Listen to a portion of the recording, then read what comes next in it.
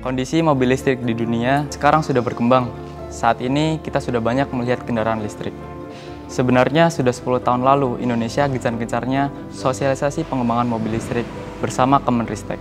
Dilihat dari beberapa stakeholder yang udah ada di Indonesia itu juga udah mulai memfokuskan untuk membenahi diri ke arah kemunculan mobil listrik.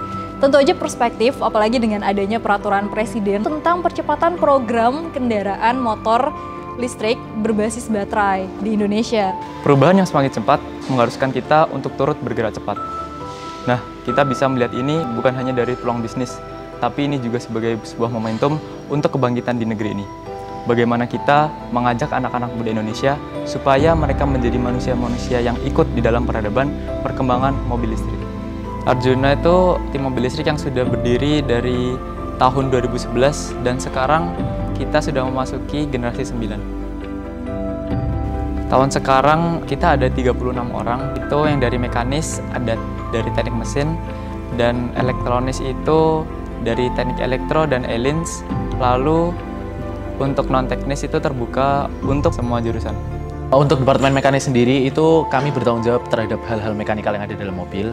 Di departemen ini kami dibagi menjadi 5 divisi yang berbeda, yaitu ada divisi sasis yang bertugas untuk mendesain dan memanufaktur sasis serta komponen-komponen pengamannya. Terus ada divisi Vehicle Dynamics bertanggung jawab untuk mendesain kaki-kaki serta sistem pengereman. Kemudian ada divisi Aerodinamis dan Body itu untuk membuat body serta komponen aerodinamis. Terus ada divisi Drivetrain and Steering untuk komponen drivetrain serta sistem kemudi. Serta ada divisi Electronic Enclosure yang menunjang segala keperluan elektronis pada mobil.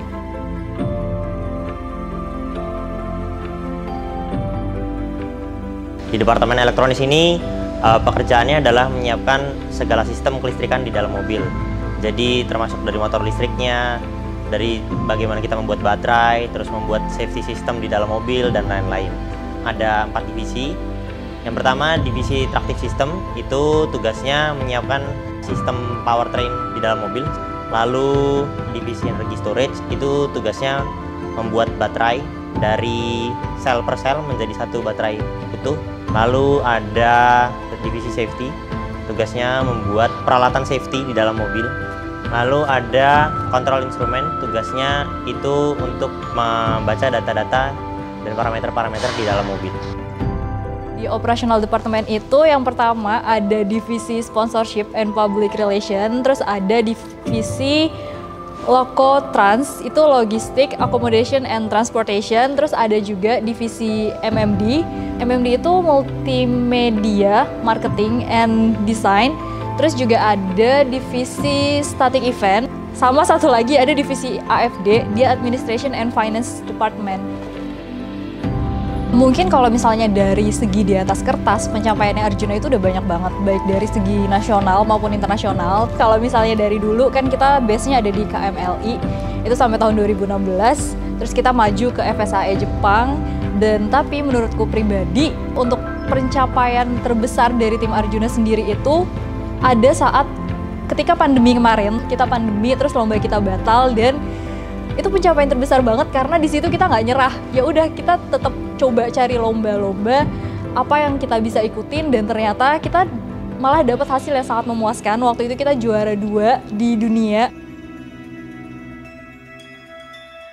Di Arjuna tuh aku nemu temen-temen yang karena kita banyak susah bareng-bareng, makanya tuh jadi paham banget satu sama lain gitu. Grab ya?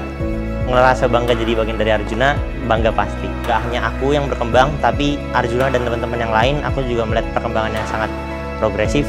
Ya, kita lebih bisa mengenal satu sama lain, terus kita juga bisa bercanda bareng. Jadi kita bersama-sama untuk mengembangkan diri bersama-sama ya. Jadi kalau semisal kita ada kegiatan yang teman-teman lain itu menyupport juga.